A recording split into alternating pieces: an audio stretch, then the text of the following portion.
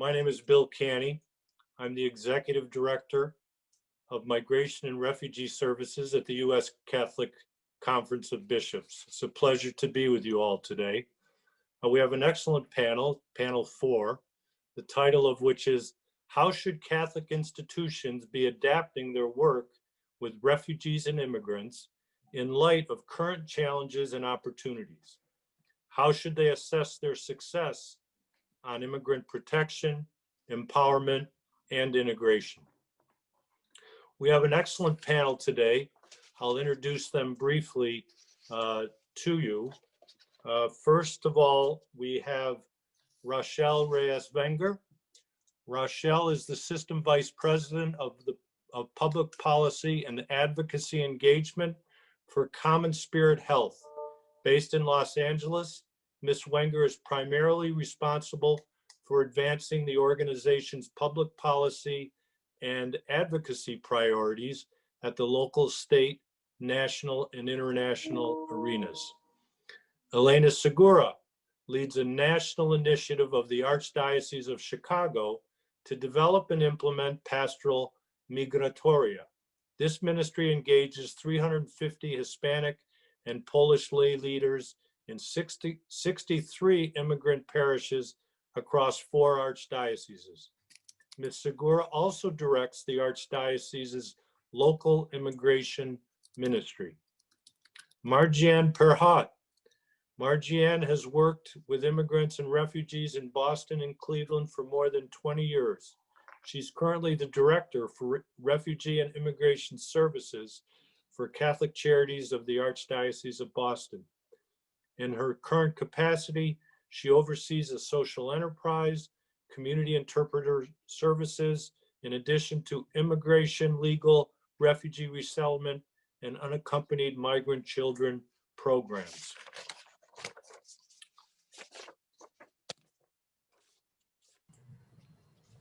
Our next panelist is,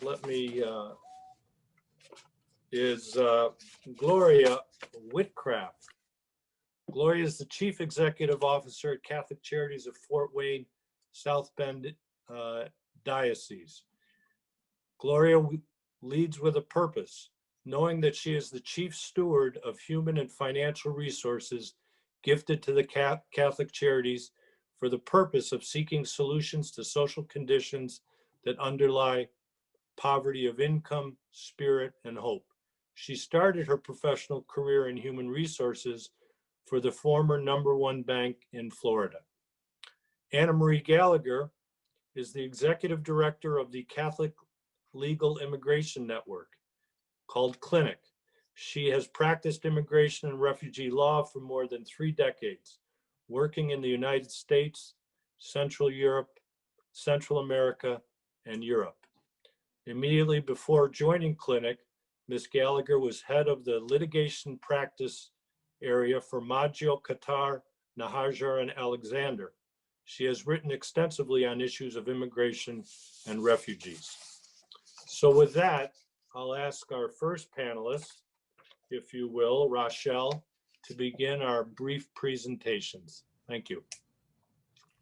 Thank you so much, Bill, and thank you to all for joining us today. This is really a great opportunity. I come to you speaking through the lens of a healthcare ministry, through the eyes of an organization whose mission is to make the healing presence of God known in our world by improving the health of people we serve, especially those who are vulnerable, while we advance social justice for all. I've been reflecting about our time together and the grace that comes when fully being present. And so I thought to start with a bit of a story. In many ways, it's no accident I am with you.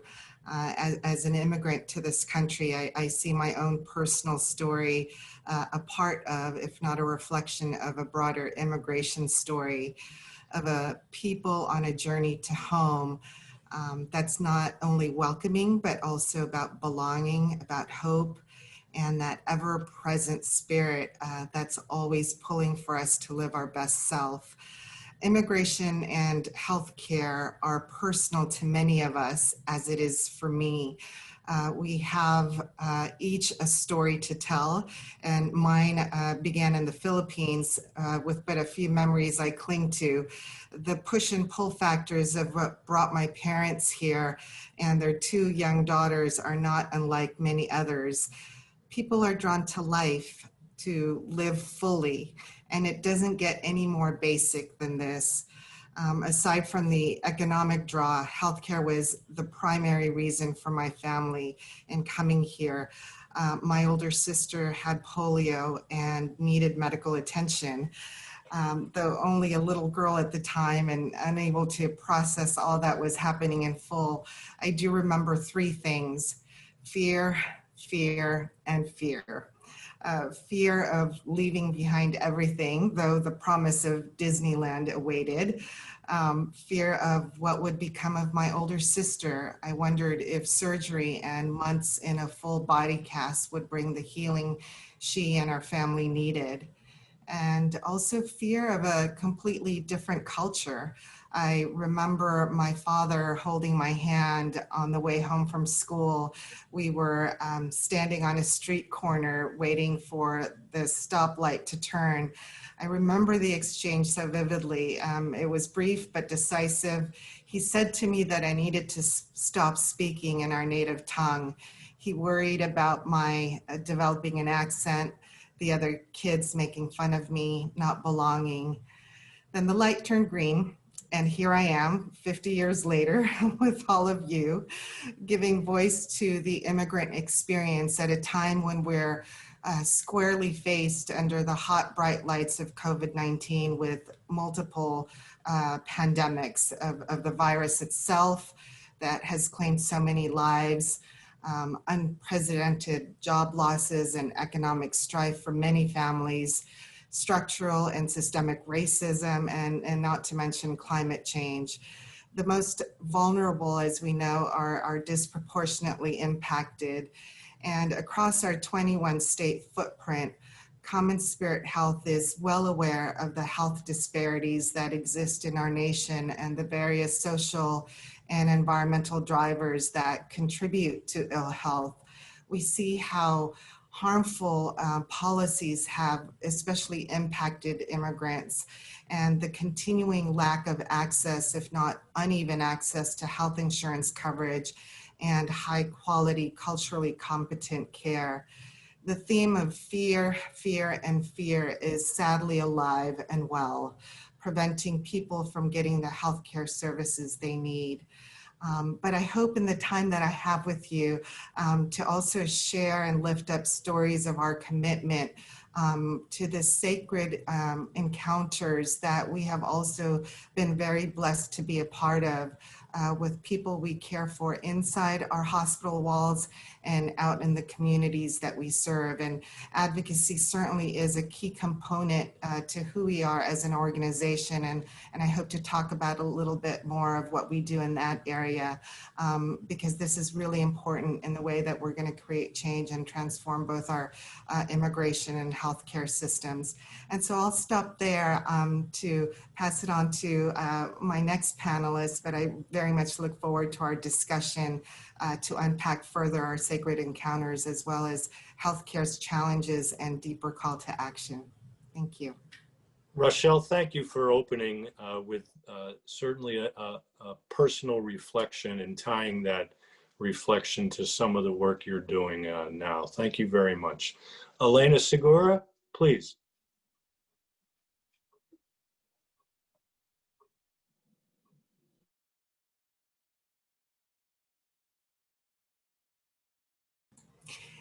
Elena, your mute button is. I'm sorry. Thank you. Thank you very much.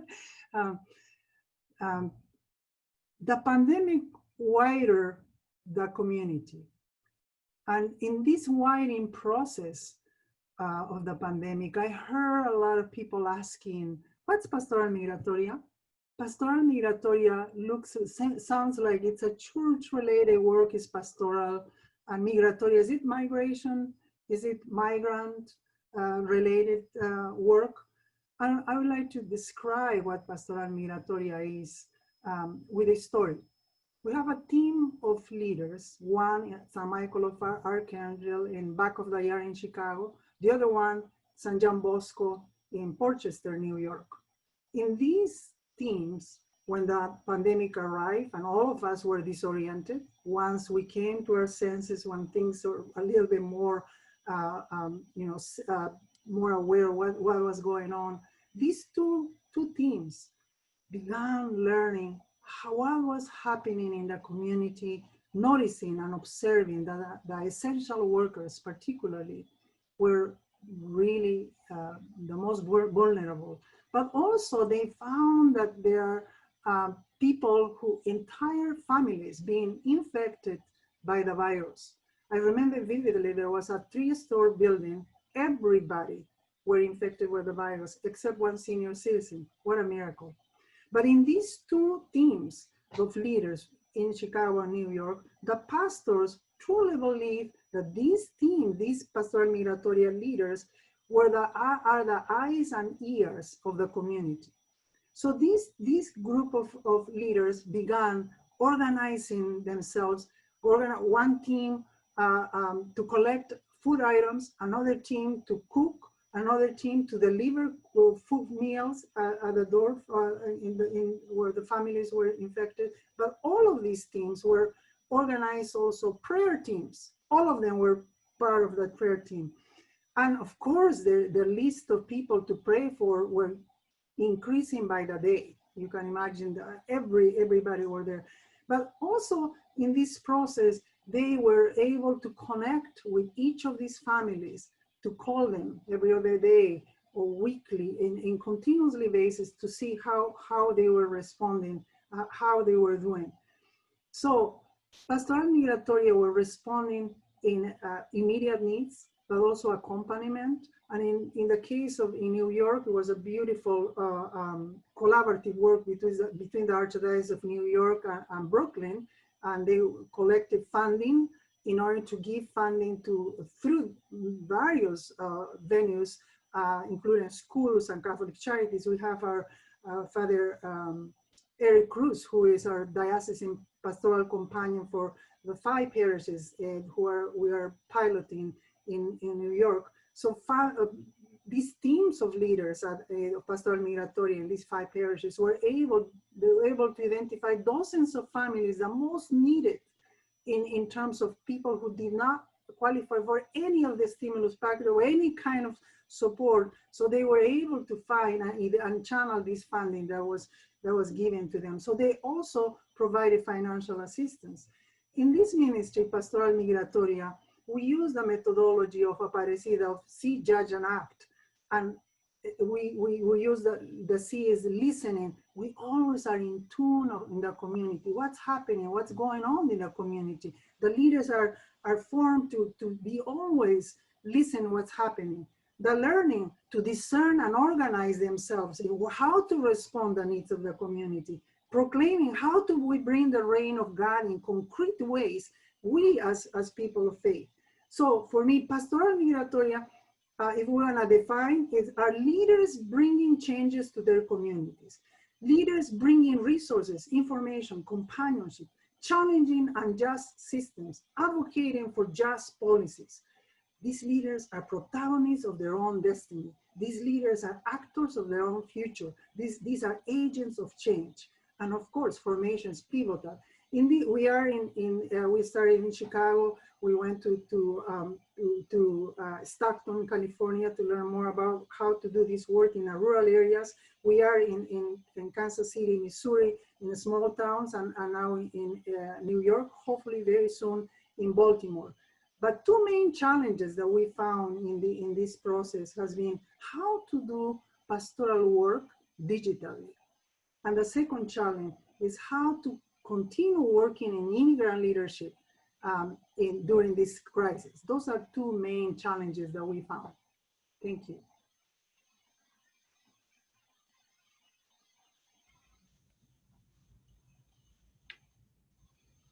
You're mute. Elena, thank you very much. Next, we have Marjean. Hi, good afternoon, everyone. Thank you so much for for being with us today, and thank you especially to Catholic Immigrant Integration Initiative. And it's an honor to be among a panel of such esteemed, dedicated professionals serving refugees and immigrants. So we were asked to talk about some challenges that we have seen during this time. And of course, as an agency, we at Catholic Charities of Boston were no different, facing challenges while we made adaptations to our work. But our major concern throughout in the beginning of this for us, which was early March, was the concern of the clients that we have and what their challenges will be. And as most Catholic Charities agencies do, we serve people at the margins, meet them wherever they're at, and try to help address the problems that they're facing that day. And so we were working with people who already struggled before the pandemic. We anticipated early on that job loss and subsequent loss of income would lead to housing and food insecurities. And unfortunately, we were not wrong. More people than ever lined up outside our doors to get a 25-pound bag of food. And they didn't line up just one day, they lined up every day, 5 days a week, the same families over and over again. Between March 13th and September 4th, we gave out over 1.5 million pounds of food. That was an unprecedented amount of food for us to give out in such a short period of time. In that same period, the number of people seeking our food assistance at all of our pantries increased by 377%. That number is staggering. In a state as wealthy as Massachusetts, that the number of people who needed food increased by almost 400%. It shows the high level of insecurities that are brought on by this COVID. And today, October 1st, we continue to see little change in the number of people. And the majority of these people collecting a food bag, that 25-pound bag of food, are immigrants. Immigrants from all corners of the globe. We are very, very diverse here in Boston. And so in line, you can see a family from Iraq and a family from the Dominican Republic next to another family from the Democratic Republic of Congo, all being served at one community site. So we continue to work to meet those very basic human needs of our folks. And more closer to me and what I oversee is our refugee resettlement program. And so we found out during COVID that the needs of protection of human lives trumped COVID-19. Today we sit and we hear about the abysmal number of refugees that our country will admit to this country this year. But I am proud to say that during COVID, we still were able to resettle refugees. And in particular, this country really stepped up and helped save lives. We and 2 dedicated volunteers went to the airport on a sunny May Saturday, despite a moratorium on refugee arrivals. 3 weeks prior to the arrival of this beautiful family, the father of the family was gunned down in front of a police station, leaving behind a wife, 4 children, and a baby grandchild. The family was in danger of being the next victims. We learned about this family through their relatives who we had already resettled about 9 months ago here in Boston. So working closely with our partners at USCCB, MRS, and their partners on the ground, this network of very dedicated people, all working from home, working on different time zones, somehow, praise God, we managed to get that family on a plane. It was canceled 1 week, then got back on another. All the while, we're trying to make sure the family is still safe in home country. And we finally got to receive them. They were exhausted, they were scared, they were still at a high state of grief and trauma. Since then, they've been dealing with quarantine, remote learning for their children, and also trying to overcome the recent trauma that they faced. For our staff, in addition to the human story of this, it was a tough experience to be socially distanced at the airport. We like to throw our arms around folks. We like to hug them. We love to pick up and kiss the babies. but we weren't able to do those things for this particular family and for the other 52 people that arrived subsequent to this family's coming since to the end of this year, fiscal year. But we do know that our families feel welcome, and they continue to face challenges. But as all of you know that work with refugees and immigrants, these are the survivors and the most resilient and courageous folks that we serve. So I will be happy to talk about some more challenges and some solutions in our next segment. Thank you so very much. Marjean, thank you very much for relating the story of an individual family, which is important that we get by statistics and groupings and talk about individuals, but also bringing up the oftentimes unknown and undiscussed food insecurity issue we have in our country, which came forward a bit more in COVID, along with the role of immigrants as essential workers. So thank you for that. Gloria, please. Good afternoon, everyone. Thank you, and I echo Marjean's comments about what an honor it is to be on this panel. Catholic Charities of the Diocese of Fort Wayne South Bend is, like our sister agencies across the U.S., is the principal human service organization of the church in our diocese. Here in Indiana, we serve over 20,000 individuals every year across 14 counties in northern Indiana. We are actually privileged to be able to have a virtual tour of our sites and programs on the conference's website, because it was supposed to be here in our diocese, held here in person in our diocese, and had we had that opportunity, we were taking registrant or attendees to our physical location up there. But in lieu of that, we have a virtual tour, and I invite you to take a look at that so you learn more about our programs and services. And of course, among many of our programs here at Catholic Charities in this diocese, we also serve refugees and immigrants. Our agency is the only refugee resettlement agency in northern Indiana. And it's actually one of only 3 in Indiana. One of the others is the Catholic Charities of the Archdiocese of Indianapolis. And we are sponsored by the U.S. Conference of Catholic Bishops. Our agency is also recognized by the Department of Justice for our legal immigration services, and the supervisor of our program is fully accredited, which means that she can process legal applications, and she can also represent clients such as asylees in the court of law. Since 1975, we've resettled close to 10,000 refugees in northern Indiana and assisted over 3,000 immigrants achieve legal status and maintain legal status and keep their families intact. During the pandemic, all of our clients have been concerned, of course, as we all have, with health and maintaining their jobs and their homes, feeding their children, and of course what the future holds. As Marjean said, the need for our services is only on the increase. It's increased by about 300%, particularly for financial assistance.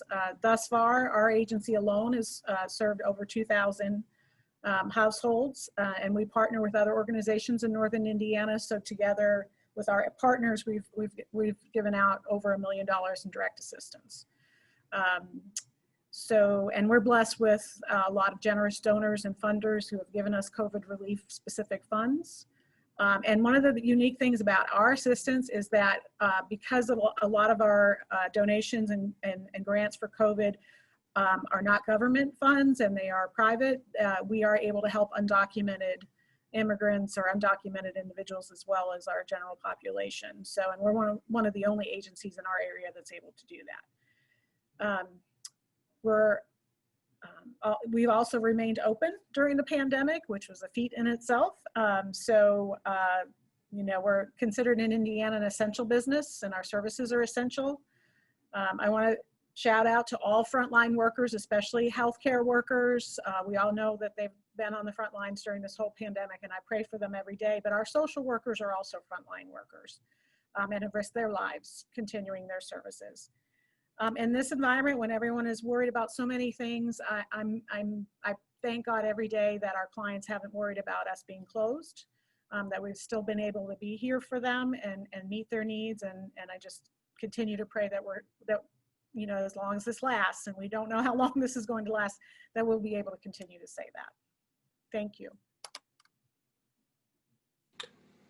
Gloria, thank you. Thank you for mentioning certainly essential and frontline workers. Congrats on staying open during the COVID and telling us about some of the good things that you've been able to do. So thank you very much.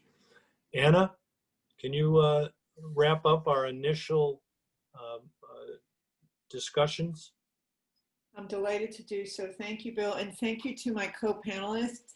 I'm inspired and honored to be among such a group. Also, thank you very much to the Center for Migration Studies, for the University of Notre Dame, and this incredible panel, team behind the scenes that has organized us, herded these cats, and got us all technically fit for this panel. So thank you very much. I was thinking of a couple things as I was preparing to explain what Clinic does, but just a little bit of personal information. I am the daughter of Irish immigrants. And especially at this time and my age, I feel I'm able to strongly lead because of what my parents told me since I was a little girl. They told me and my brothers that we all belong to each other, not our family, but everyone we meet, and that there's always room at the table, and especially in the worst of times. And I just grew up with that as second nature. So that's really prepared me to lead and to work with Clinic during these times, despite the distress. And I actually think that despite the distress, there are opportunities for all of us, opportunities to come together more closely, to deepen our faith, to support each other, to change and make our organizations better. So I actually have a grateful heart. So having said that, I'll tell you really why I have a grateful heart. I represent an incredible organization. We are a network of affiliates in 49 states in the District of Columbia. I like to say that we are the largest low-income law firm serving our immigrant and refugee brothers and sisters across the United States. And you've heard of some of the inspiring work from some of our affiliates already. So some of the things we do, we help organizations start, and we strengthen and support them to grow. We train in all areas of immigration law and provide technical assistance. We do advocacy before the administration, administrative advocacy. However, that's been quite a challenge these past 4 years. So we continue to work in strong partnership with affiliates and other organizations across the United States. We also provide direct legal services and do operations in certain cases. For example, we have a project in Juarez, which I'll speak about a little bit more, the Estamos Unidos Asylum Project in Juarez. We work with separated families. We find attorneys for them and match them up with other services, non-legal services. And we also respond, for example, in emergency situations. When the raids happened in Mississippi last year, there were only 2 attorneys in that area, and I think there were 169, if I remember the numbers correctly, people that were picked up at their places of work and detained. Many of them had final orders of deportation.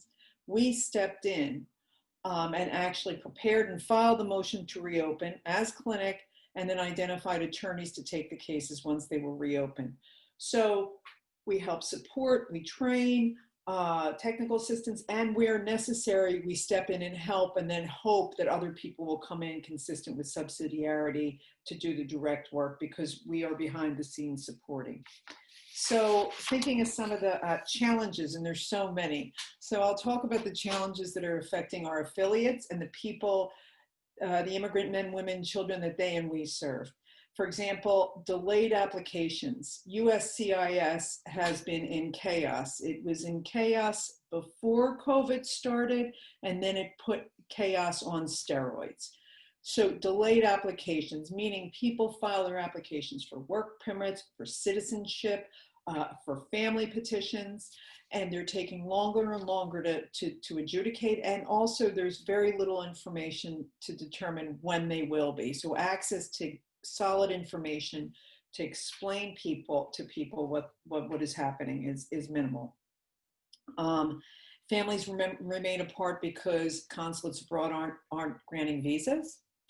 This is particularly concerning for us because we have a religious immigration services division within Clinic and we help parishes across the countries and religious organizations bring religious workers to the United States. So the parishes and the organizations are suffering. In the border context, I suppose that's where it feels particularly difficult. It's hard. Somebody talks about the Olympics of suffering. It's difficult. So many people are suffering now, but in the border, the suffering is unique and deep because there are thousands and thousands of people along the border. The number of people placed in what they call these MPP, Migration Protocol Proceedings, Protection Proceedings, is around 60,000. The numbers have diminished because people have either returned home to the danger at home or have gone to other parts of Mexico. Courts are closed. They have no idea when their hearings are going to happen. They live in conditions of great precariousness in shelters where there's no room, and there's significant violence against migrants, and especially you can imagine when they're even more vulnerable. So there's some of the challenges that we're seeing on the ground, and I think, Bill, that's what we're talking about now, and we'll talk about adaptations and other things later. Is that so? Yes, Okay. very good, Anna. Thank you very much, Anna. Well done. You can see a bit of your Irish roots coming out. We know the Irish are great writers and poets, and when you use the terms Olympics of suffering and chaos on steroids, we can sense those roots also. I'm going to ask, we have a couple of questions coming in from the audience, but let me ask a question. We'll go back around. You've talked about some of the challenges, and you've laid out a bit of the landscape and the difficulties of these last months. But for your organizations, or you as managers, what were the one or two most important adaptations or changes you needed to make to assure that you maintained your efficiency and effectiveness during this last year? Rochelle, can you start off? Certainly. As I mentioned earlier, fear is probably one of the biggest challenges we're facing right now. Fear from immigrant communities wanting to access healthcare services, and fear that's being imposed upon these individuals in this very vulnerable population.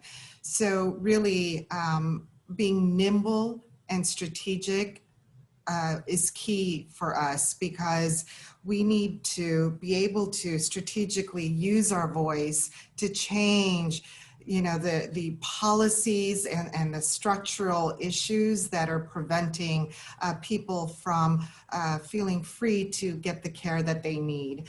And so, we have certainly leveraged our size as a healthcare system in 21 states, where, you've got Pelosi in California and McConnell in Kentucky, where we are, to try to see if we might be able to use our voice and our relationship with these offices to try to really bring the human element forward and the need to be able to take care of all. So we have certainly done that. And really, during this time, you can only imagine how it has been so very challenging for our hospitals in terms of resources, protecting our frontline care workers, making sure that our doors remain open during this very challenging time economically too for hospitals. And so really stewarding our resources so that we meet all of those responsibilities across our 21 state footprint, while also remaining very faithful to the communities that we serve, working with our community partners to be able to provide the kind of funding or partnership services to be able to care for those most vulnerable. So in California, we certainly wanted to make sure through our homeless health initiative to support the Santa Cruz Community Ventures, for example, their UndocuFund to help families cover rent and groceries and the like. That's just one example of how it was critical for us to really pinpoint and be as nimble as possible to deal with the direct emergencies that were going on. It's important that we leverage our size and leverage our resource to be able to be as strategic as possible to meet head on the critical emergencies of our time. Thank you, Rochelle. Elena, any adaptations that you needed to make? Adaptation. Yes, as I was mentioning the challenge, how to do pastoral work digitally. These are, most of these people are essential workers, people who are in the community, undocumented. The only tool that they have, many of them, is just their cellular. And not necessarily laptops, not necessarily, tablets or anything like that. So the first adaptation that we had to do, we developed a model called Train the Trainers, first in technology, how to use their cellular in order to, not just for the phone. I know they have to use it in WhatsApp, on those basic things. They were very good on that. So how to use also Facebook in order to find resources, information for them, and how to use Zoom. Could you do Zoom in your cellular? Yes, you can. So we developed a whole curriculum in Spanish. It has to be very simple Spanish, not just technological, because that's you can go and do translation. No translation, you go to Zoom and you have all this technology, but the language, even in Spanish, was not the level of most of the people. So that was, we developed this Train the Trainer to teams of diocesan teams, and also the teams who were part of the Train the Trainers in technology were committed to do the same thing at the local level, at the diocese with local parishes. So that was in terms of technology. The mental health has been a major challenge also, as you know. How to do peace circles now, not in a face-to-face like we used to do this for years, especially since 2016. We've been doing a lot of this kind of work, and but how to do it in virtually. So we work very closely with in collaborative work with Loyola University, who we train these leaders how to do support groups. That's what a peace circle is about, to see each other, to talk each other, to bring these issues, to listen, and also be a source of referral, but referrals who are good to refer to whom. So we work a lot with collaborative work, and it was a beautiful thing to see in the Archdiocese of Baltimore. They came to the train technology, then they did also the train the training, how to do peace circles. And now each of these, I think there are at least 8 to 10 parishes doing the same peace circle online in local parishes. So that has been a wonderful way to respond to this need.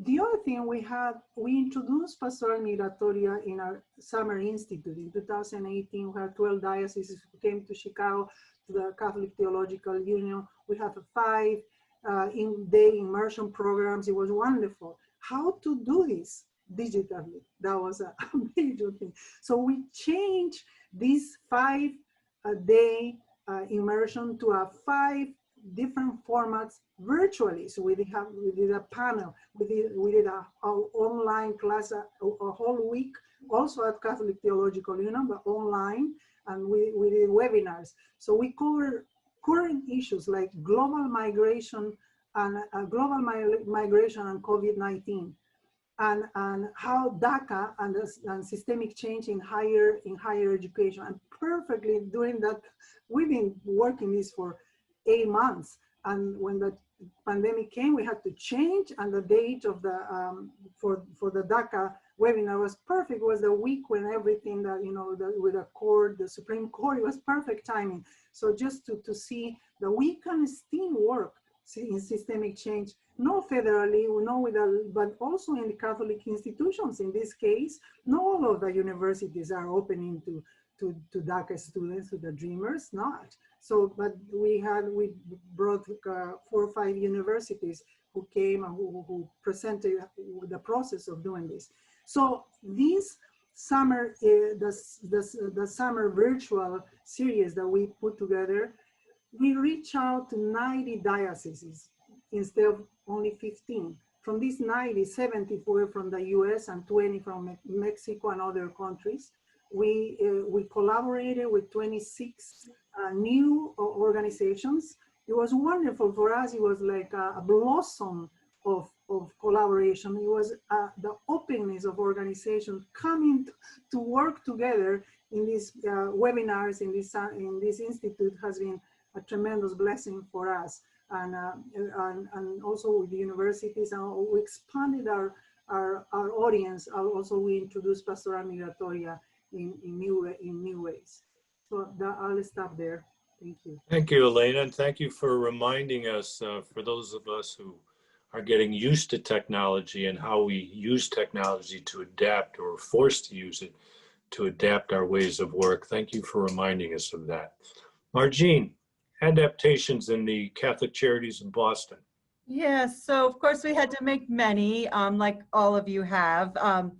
I love how, Elena, you talked about the technology trainings, if you will, and I think we did a lot of that too. I'd love to see your training on Zoom. I could use it myself.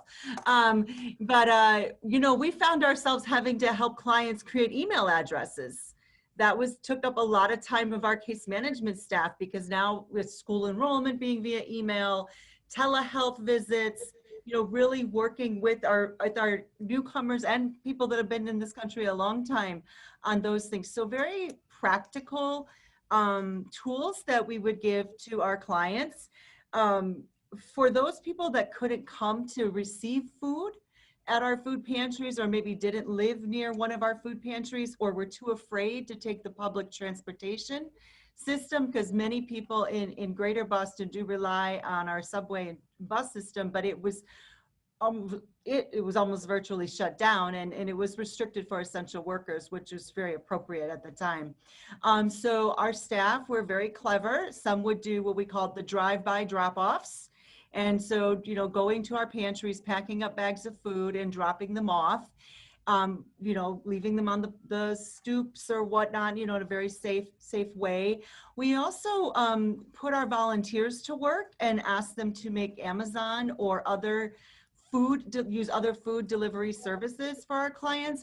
That turned out to be a real win-win for us, because obviously our clients got really great food that they need, but the volunteers felt very productive, and really was a quick, easy buttons for them to push and do it and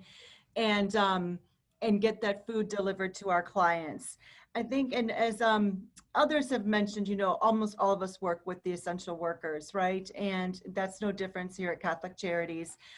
We in particular work with a lot of certified nursing assistants. We help train them and place them, and then we stay in their lives. And as childcare workers as well, and even among those groups, so there are many without status or in mixed status families. And so one of our biggest concerns, and we knew we had to adapt quickly, was to avoid a homelessness crisis here. And so, despite policies and regulations that went in place to say, no evictions at this time, and we're going to put foreclosures on hold, we knew that if we didn't help those who were not eligible for safety net benefits, once these suspensions were lifted, that they were going to be the first ones out on the street.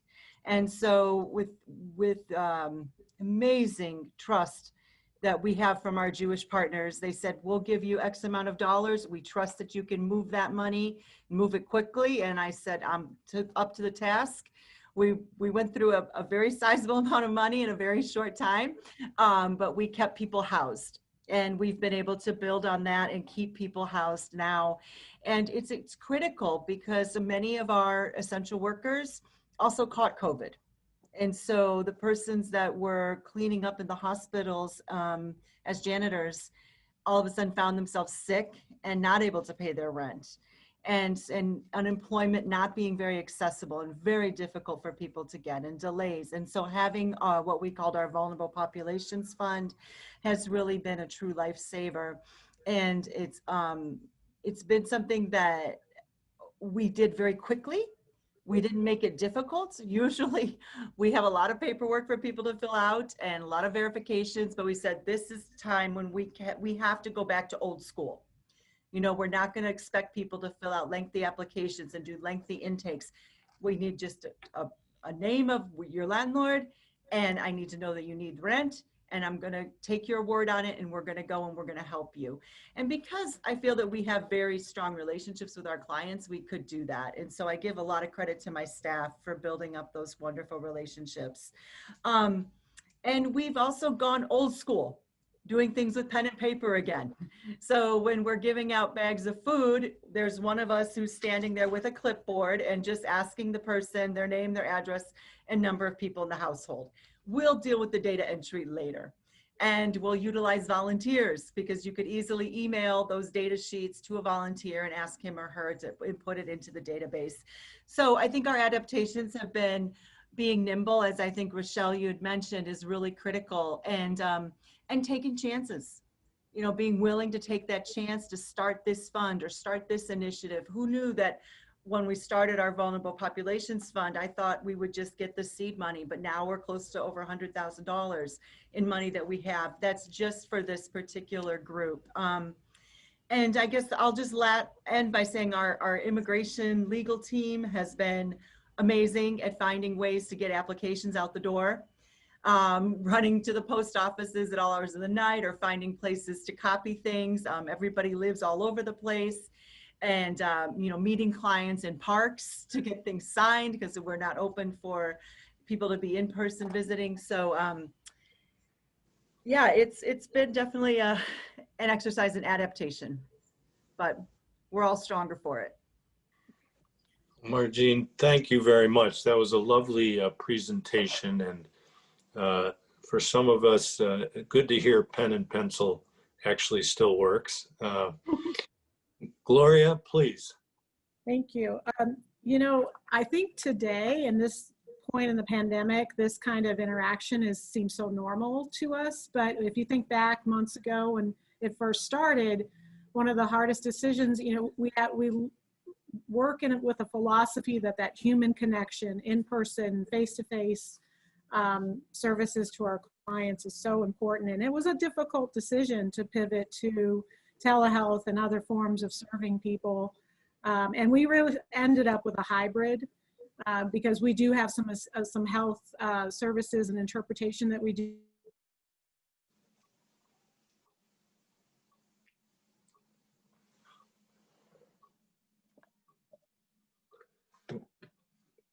Did we lose you, Gloria?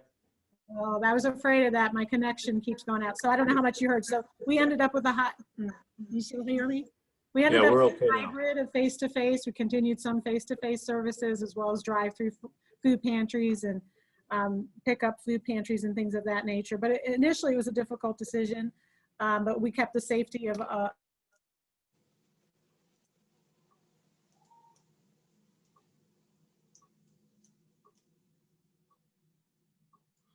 We lost you again, Gloria. Yeah, am I back? You're okay now, yeah. Yeah, I emailed Therese and told her I was worried about this.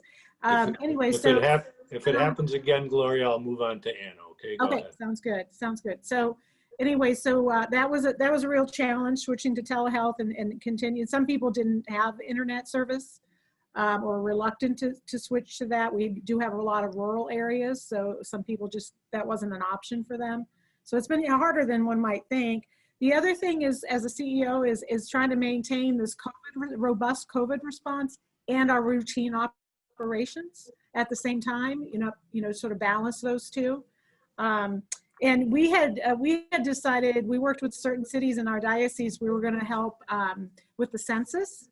We had a wonderful plan. We're going to use our mobile unit to try to help sign people up for the census. And so that got somewhat derailed, and a lot of people were looking to, Census Bureau was looking to us for the special, for the marginalized population, and encouraging them and interpreting for them. So somehow we still managed to do those pop-up sessions with our mobile unit, and actually turned into an opportunity where we're passing out masks and hand sanitizer and other essential education to our refugee and immigrant population on a COVID response, how to stay safe, what to do if someone contracts it. So what we thought was going to be a challenge actually turned into an opportunity. Thank you, Gloria. I'm always amazed at the breadth of activities that Catholic Charities across the country partake in. And so when you mention the census and your participation there, it's amazing what y'all can do. Anna?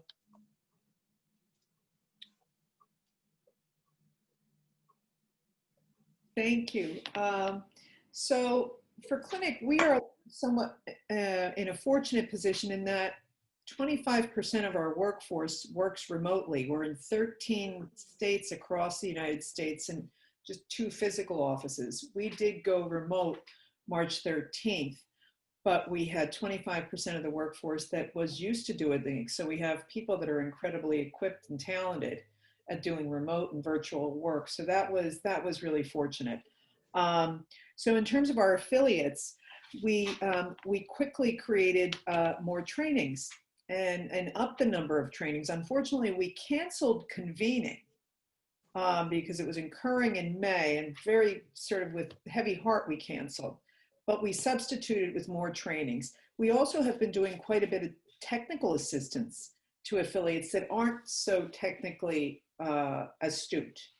So we do individual technical assistance, and also we've done webinars to help them convert to remote practice. So that's been well received, and we're happy we can do it. Internally, on a very practical level, we have hired an IT consultant. We hired the consultant actually before COVID started because we needed to get some systems in place. And that IT consultant has been phenomenal in terms of identifying what works, what doesn't work, and what we need to move forward in this world, because we're anticipating that we will increase the number of remote workers considerably. We did a survey internally of our staff, of the entire staff, to determine how they felt comfortable either in the office setting or at home.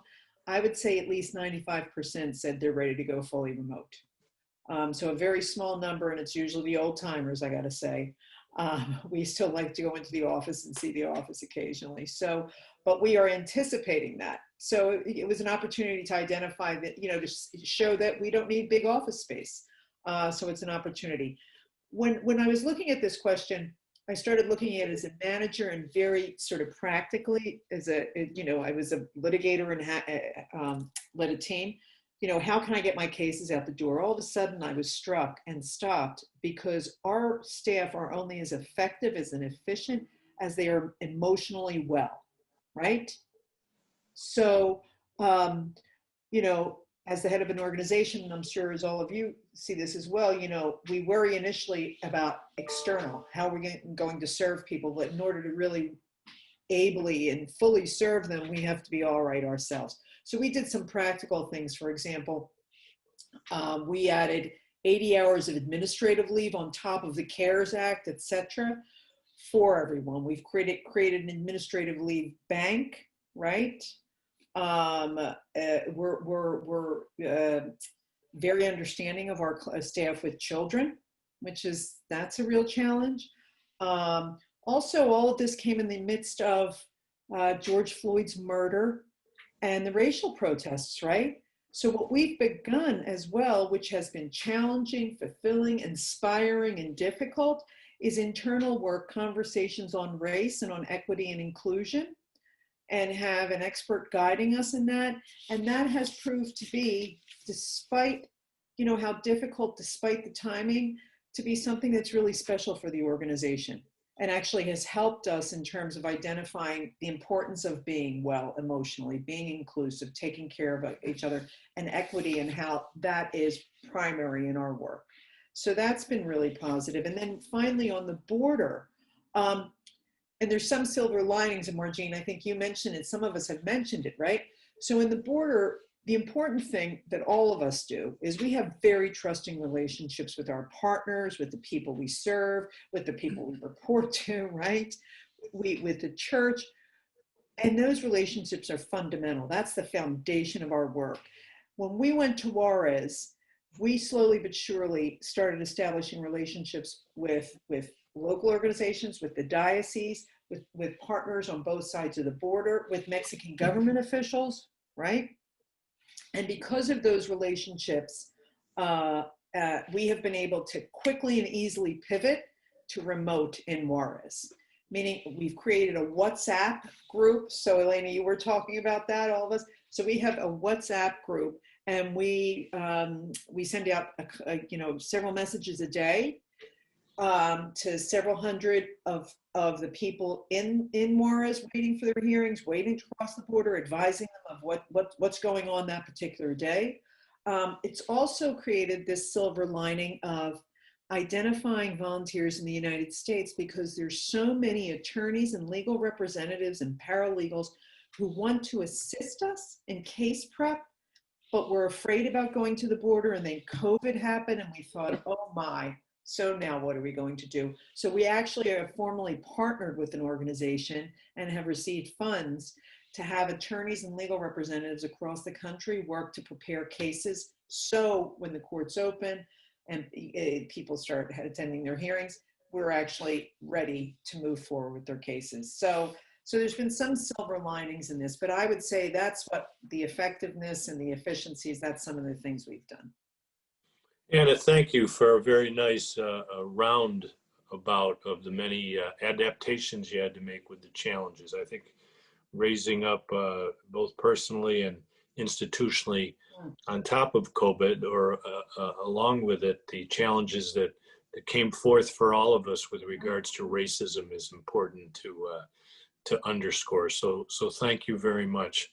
I have a question from the audience, and I'm going to direct it to you, Rochelle, first. You mentioned use of our voice to change policies. Could you give us specific ways to use our voices to really change policies, especially now? And I'll follow up, and Anna, you might be able to, with regard to policies about laws around immigration also. But Rochelle, I think your policies are a lot around healthcare and also along with COVID. So please, if you could start. Yes, I think it's important that we use our voice in the legislative arena, not only for healthcare specific issues that will benefit hospitals. And that is key, most certainly, because we need to keep our hospital doors open, but we can also use our voice as a healthcare institution to really lift up and advance those social determinants of health issues that are so key also during this period around, funding for housing and making sure that communities are more food secure, looking at the racial issues that are going on right now, and seeing how we can really address violence in our communities and how we do law enforcement. Healthcare has a very unique story and a very distinct voice in all of this. And the key here is to not be pigeonholed into just talking about dollars for hospitals, but dollars that will benefit the whole entire person, and not just for the few, but for all. And so this is quite a challenge for us, but I think something that our healing ministry is well poised to be able to take on, because we are about the healing and health of the whole individual. And I think it's key that hospitals speak out and speak strongly during this time. Thank you, Rochelle. Anna, along the similar lines, how can organizations like Clinic and the Catholic Church leverage resources to help create change, systemic change, particularly on policies and laws around immigration? And I know that clinic plays a role and seeks to certainly influence the administration or any administration that creates laws or executive orders to change or modify immigration policies. Can you give us a little experience and any advice on leveraging resources? So let me talk about the experiences first and then the resources. I'm thinking sort of more personal, meaning more individual, and then broader. For example, on border work, one of the things that it's become more and more difficult in terms of advocacy at the border on behalf of the entire population, because the courts are closed, because the border's closed, etc. But we have been able to work closely with Bishop Seitz. He's a board member. He has a beautiful, strong, holy voice on Catholic social teaching and immigration. And with Bishop Seitz, for example, because he's so respected and revered, frankly, you know, he has become involved in specific cases, really compelling cases. We had a case of a mother with 2 US citizen children. She was a Mexican national, no visa to come to the United States, was not permitted to come in and make her case for asylum because of the border issues, and was in danger in Juarez and had people that wanted to hurt her coming after her. And CBP said, no, you can't do this. We're not letting you in, sorry. And it was through, you know, working with Bishop and doing advocacy that we were frankly able to save that woman's life. The bishop, you know, we saved her life. In terms of larger issues too, Bishop Seitz, for example, testified before Congress about the border. It's important, I think, for us to get our Catholic leaders to speak openly and directly about these issues and how it affects them, to speak loudly about Catholic social teachings. And I was thinking, even in terms of advocacy, Bill, I'm just going to slide a little bit from policy to broader definition advocacy. One of the beautiful things about Clinic, because we are the largest low-income law firm across the United States, is that we played an integral role in the court case, the federal court decision this past week, where the judge said, no, you are not going to implement and increase these fees against immigrants. In fact, the judge issued a preliminary injunction in large part because of our nationwide footprint. So that's where our voice is raised. That's where all of your voices are raised, because it's just us going in and signing the papers or acting as the plaintiff, right?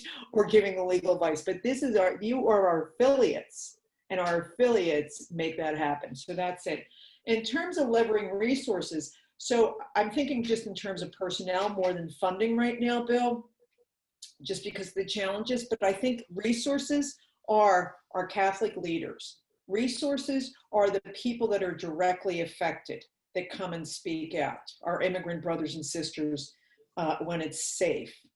And resources are ourselves, you know, leading our people and inspiring them and supporting them. But I would say it's really moving to get our, you know, Catholic priests, bishops, sisters, and the immigrants themselves to speak. They're the greatest advocates. They're the ones who really make a difference. And then one final thing, one little win we had last year, it's bigger than a little win, was, and we worked very closely, obviously, with MRS and USCCB, was the Liberian Refugee Immigration Fairness Act, right? So we worked very closely with African communities together. So directly with an organization that is immigrant-led and raising the immigrant voices. And that law passed. So they're just some of my thoughts. Thanks, Bill. Anna, thank you. I'm going to flip the question just a little bit to something that has come in, and this would be directed at perhaps our Catholic Charities colleagues here.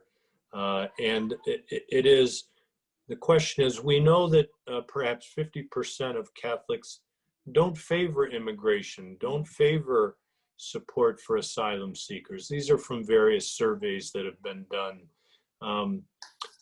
And we need to perhaps do advocacy and education vis-a-vis our own Catholic population and adherents.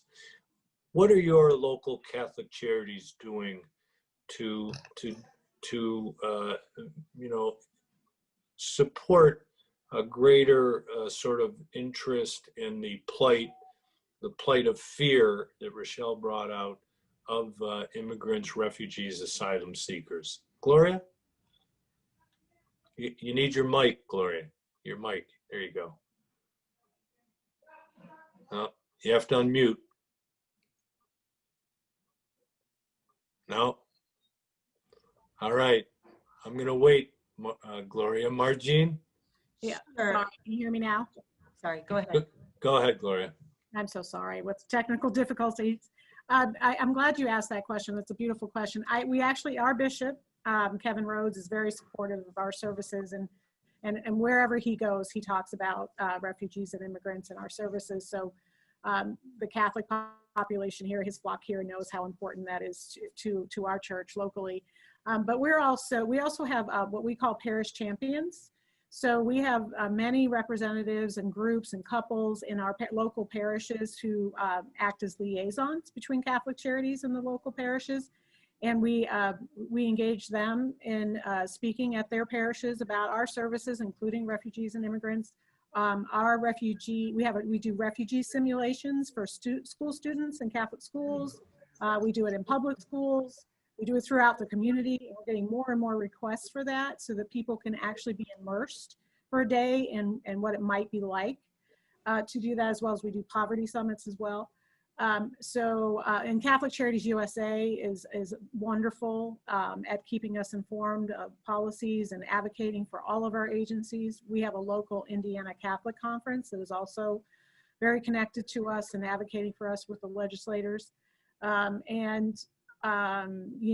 We try to get as many positive stories out in the media, social media, local media, television as possible. We do a lot of storytelling and videos about our refugees and immigrants. And we always invite people in for lunch and learns to engage with our staff, but also we celebrate World Refugee Day. We get hundreds of people coming in for that. So it's a constant, it takes constant effort to put information out into the public that is positive and that dispels these myths and uplifts the refugee and immigrant community.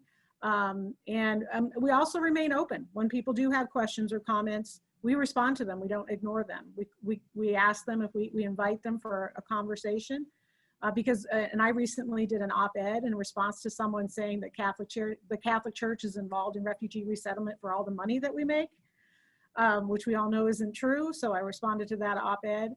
There are some people you just choose not to respond to because it may not be able to have a conversation, a discourse, but usually we do. We respond and invite so that we can tell them a little bit more about the facts. So we're actually very blessed. There's only about one county in this region that tends to be a little concerned, but for the most part, our diocese is very supportive. Margie? Thank you. Margie, I'm gonna move on here because she gave such a nice round response to us. But Margie, I'll let you take this one. A little exercise in humility. What did you miss in retrospect, perhaps due to good reasons, in the response to COVID, but you see the need to pick up on going forward? What did you perhaps miss? And I'll let everyone take a very quick shot at that if you could. Margie? Sure. So I think it is important to be humble in these times. And I think honestly, one thing that we kind of missed and need to do better is what Anna is doing at Clinic and really putting a lot of emphasis on staff care and self-care. We have been trying to find a way to have those racial equity discussions within our team here at Refugee and Immigration Services. And I do find that, a lot of times when we're not in person and holding each other personally accountable, you can say, oh, I'm going to skip this meeting or skip that meeting. And then also too, staff feeling like they need to be on call constantly, and they want to be, and you feel the need to, but I think we need to do a better job at having people turn off their phones and feel okay about it. So I really love, I took some notes on some of the stuff you were saying that clinic is doing. And that's probably the biggest one that I would say, is that staff are working too much, especially our staff who are the ones giving out the food bags, who are the ones at the airport. Those folks are really need a break. So we need, as a manager, I need to be better about that. Rochelle, anything to add? What you missed? Yes, well, you know, it goes without saying that this has been a very tough political environment. And we are at this very moment awaiting a response from Congress with respect to, you know, what dollars can come down to communities to help people who are suffering. And in all humility, I think that we have done what we can to try to influence our legislators to move in the direction that we would like. But I think that there is opportunities here to continue to be more bold and more courageous. We have been given a voice to denounce evil, to put it plain and simple, and in that very Catholic way of how evil takes us away from our relationship with our God and with each other. And I think that we have a voice to be able to say the things that we need to say to protect our communities, and especially those most vulnerable.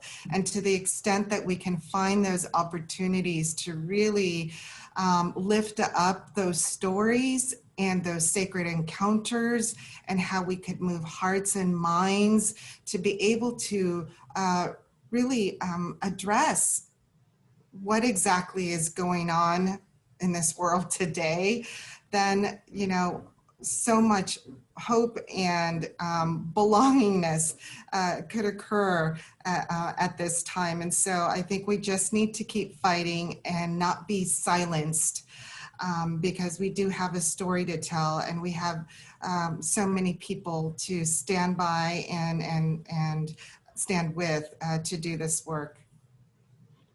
Elena, I'm going to ask you a question quickly. I also got from the audience.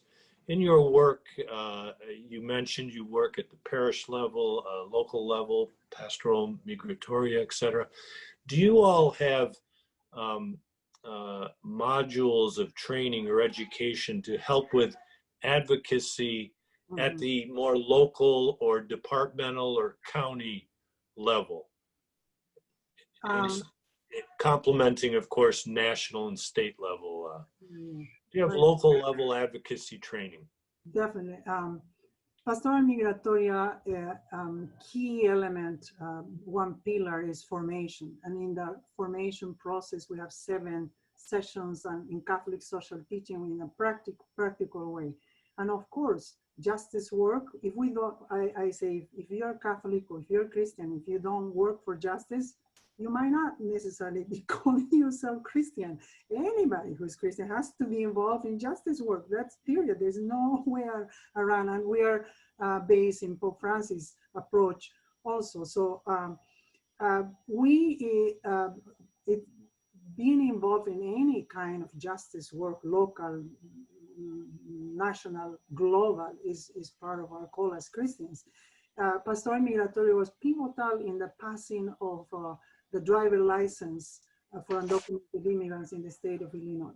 So we collected 150,000 postcard signatures in more than 190 parishes, not just immigrant parishes, but also work collaboratively with a Priests for Justice for Immigrants, a network that we have for 15 years, and also the Sisters and Brothers of Immigrants with 59 religious orders. So we work very closely with them. We have to partner, and also interfaith. We work very closely with the interfaith community, as well with elected officials. One of the sheriff who used to be an anti-immigrant many years ago had a personal conversion, and he is the one who went to testify in Springfield for the driver's license. and we were with him. So it was beautiful to see a transformation, this conversion, that without work of justice, we can be who we are. And this is a ministry, a grassroots ministry, immigrant to immigrant ministry, but these are the leaders, these are the actors, the ones who bring change and agents of change in the parish community. And change comes many times with legislation. Racial justice has been an issue that we work in the past and we're continue in different levels too.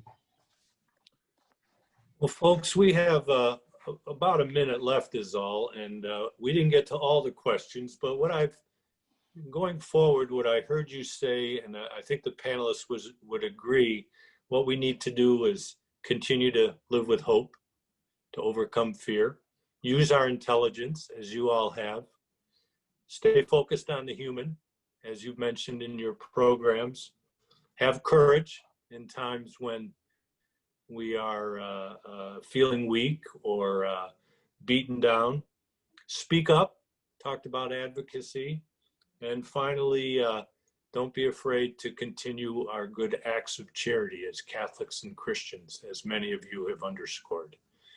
So with that, I'm going to thank our panelists very much, and we will close this session. And I do hope that all of the participants enjoyed it and that you'll continue to enjoy this great conference. Thank you very much. Bye, everybody.